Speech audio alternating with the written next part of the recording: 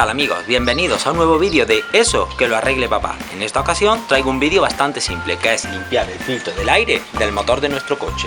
Con ello vamos a conseguir dos cosas: cuidar el motor y que consuma menos gasolina.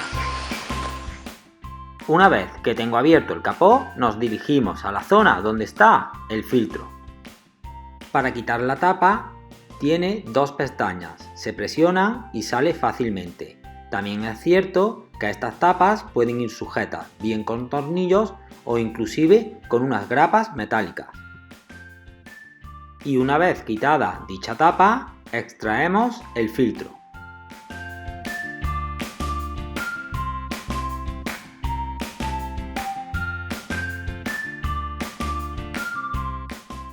Una vez que tengo el filtro fuera del motor, procedo a limpiarlo. Yo lo que voy a utilizar es mi compresor de aire a presión.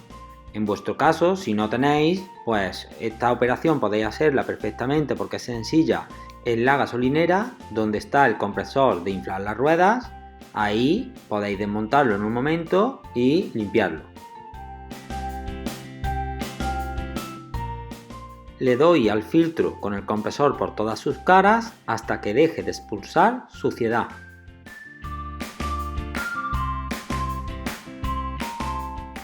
Y una vez que lo tengo totalmente limpio, procedo a su montaje.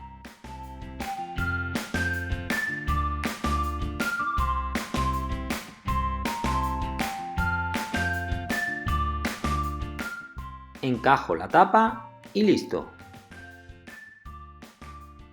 Y todos los viernes un vídeo nuevo más.